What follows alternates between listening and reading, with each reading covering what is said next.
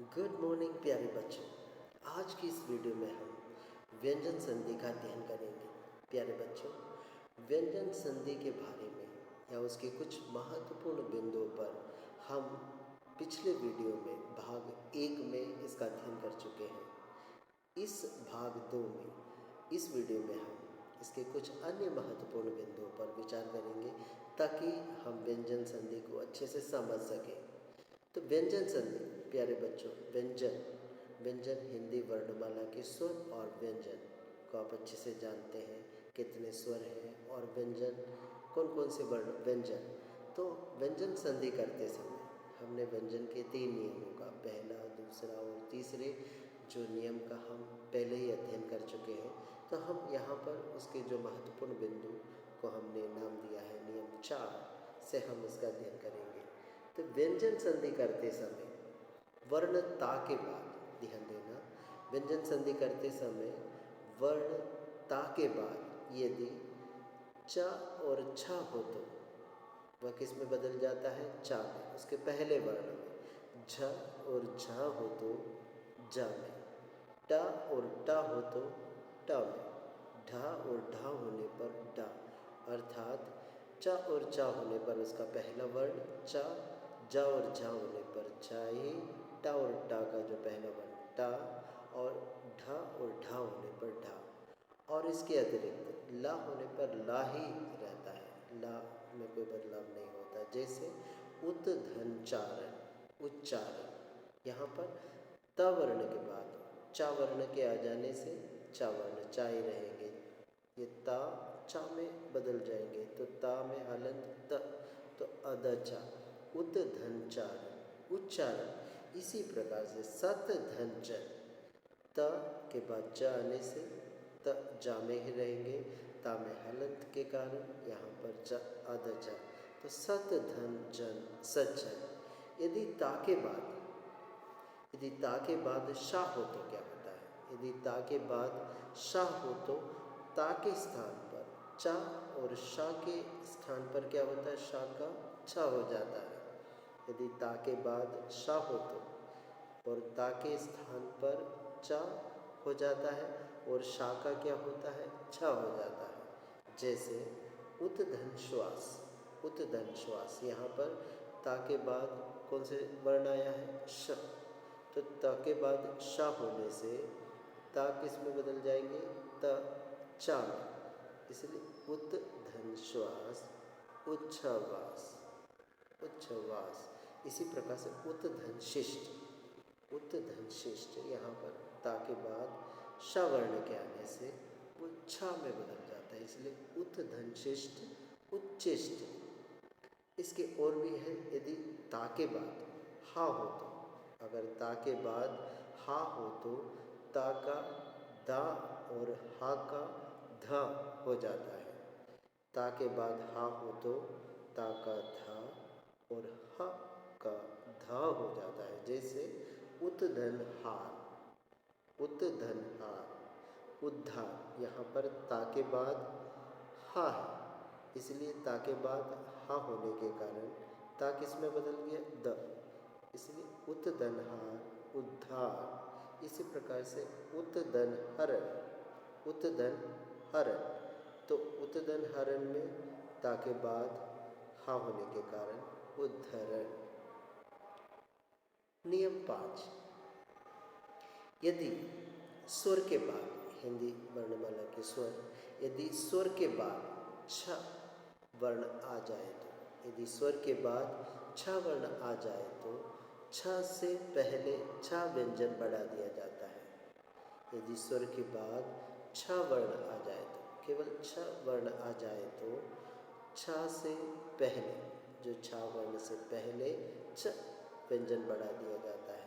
जैसे हम इसको इस प्रकार से समझेंगे, स्वधन चंद, स्वच्छंद, यहाँ पर छा से पहले क्या बढ़ा दिया? छ। इसी प्रकार से आ और छा है, इसलिए अच्छ स्वच्छंद। इसी प्रकार अनुच्छेद, यहाँ देखो उ एक स्वर है, स्वर के बाद छा के आ जाने से ये उ किस में बदल जाएंगे? उ के बाद क्या बढ़ा देंगे? छा, इसलिए अनुधनच्छेद अनुच्छेद। नियम 5 अच्छे से समझ गए होंगे आप। यदि स्वर के बाद छ वर्ण आ जाए तो छ से पहले छ व्यंजन बढ़ा दिया जाता है, जैसे स्वधन छंद, स्वच्छंद, अनुधनच्छेद, अनुच्छेद। नियम 6, संधि करते समय, व्यंजन संधि करते समय यदि माँ के बाद, व्यंजन संधि करते समय माँ के बाद का से भा तक, क वर्ण से लेकर बा वर्ण तक कोई वर्ण हो तो किसी वर्ग के अंतिम, मतलब उसी वर्ग के अंतिम वर्ण, जिस वर्ग के होंगे उसी वर्ग के अंतिम वर्ण इंग, न, न, न, म अथवा अनुस्वार में परिवर्तित हो जाता है। अनुस्वार में परिवर्तित हो जाता है। सुविधा के लिए पंचमाक्षर, जो पंचवाक्षर के लिए प्रायः अनुस्वार को ही मानक माने जाने लगा है, मतलब जो अनुस्वार को ही मानक माना जाने लगा है। जैसे समधनकल्प, समधनकल्प क्या हो गया? संकल्प। समधनकल्प, यहाँ पर माँ के बाद क्या आया है? का आ जाने के कारण का को अपन ने किस में बदल दिया?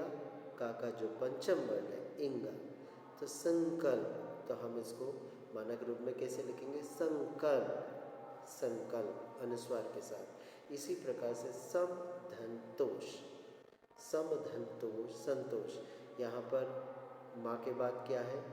ता के आ जाने से, ता के आ जाने से वो किस में बदल गया? अनुस्वार में, संतोष। इसी प्रकार से समधनपूर्ण, संपूर्ण। यदि माँ के बाद, यदि माँ के बाद माँ हो तो द्वित, द्वित हो जाता है। द्वित मतलब दो, जैसे समधनमान, सम्मान, समधनमान, सम्मान।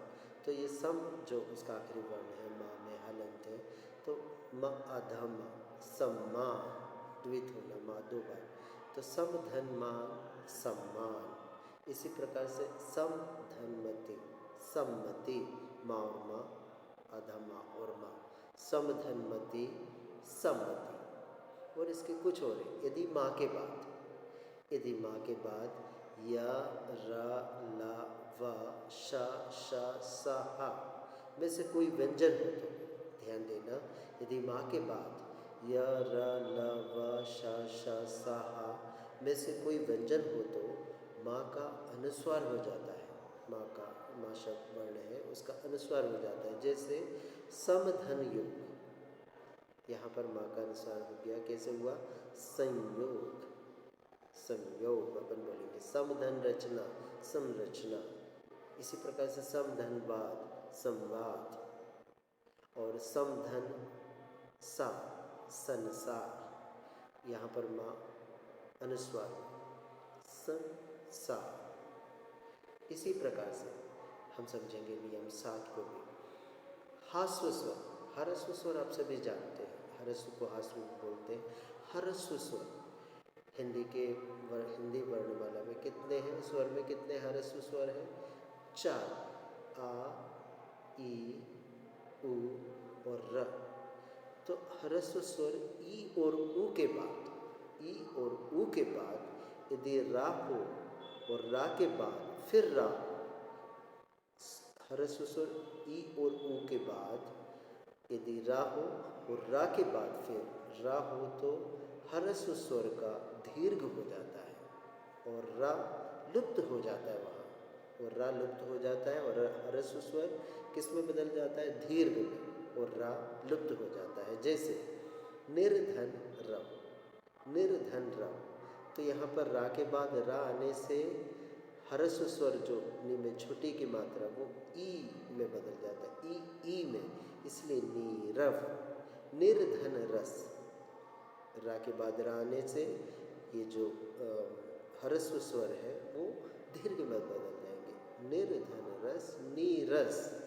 इसी प्रकार सा से पहले, वर्ण सा से पहले आ या आ के अतिरिक्त कोई और स्वर आ जाने पर, सा से पहले आ और आ के अतिरिक्त, आ के अतिरिक्त कोई और स्वर आने पर आ के अतिरिक्त कोई और स्वर आने पर सा का शा हो जाता है। सा का शा या सा शा में बदल जाता है। जैसे अभिधन सेक, अभिधन सेक, अभिषेक। यहाँ पर सा के बाद सा से पहले आ के अतिरिक्त कोई और स्वर आने पर सा किस में बदल गया? शा में। कौन सा स्वर? अभी। अभी शब्द का जो आखिरी वर्ण है ई स्वर है, वहाँ पर ई के आ जाने से सा किस में बदल जाते हैं? श। तो अभिधन सेक, अभिषेक। इसी प्रकार नि धन सिद्ध, नि धन सिद्ध। यहाँ पर ना वर्ण का जब हम नी शब्द का वर्ण विच्छेद करेंगे तो न धन ई, तो इसका जो आखिरी ई के बाद कौन सा यहाँ पर सा आया है, इसलिए सा शा में परिवर्तित हो जाता है। इसलिए नि धन सिद्ध, नि धन सिद्ध, निषिद्ध। इसी प्रकार वि धन सम, विषम। यहाँ पर भी ई के बाद सा आने से, ई स्वर के बाद सा के आ जाने से सा शा में बदल जाता है। इसलिए वि धन सम विषम, वि धन सम विषम। तो ये थे उसके कुछ महत्वपूर्ण नियम जिसका अध्ययन हमने वीडियो जो 4 और 5 इसके भाग 1 और भाग 2 की सहायता से इसका अध्ययन किया। हमें दोनों को अच्छे से देखना है और सीखना है ताकि हम व्यंजन संधि को बहुत ही अच्छे से समझ सकें। व्यंजन संधि कैसे करते हैं और उसके कुछ नियम जो महत्वपूर्ण बिंदु है उसको नियमबद्ध करके आपको सिखाने की कोशिश किया है। आप इसको 1-2 बार देखेंगे, समझ में नहीं आए तो बार बार देखेंगे और इसका अध्ययन करेंगे। साथ ही पाठ्य पुस्तक से इस शीर्षक का गहन अध्ययन करेंगे ताकि आप व्यंजन संधि को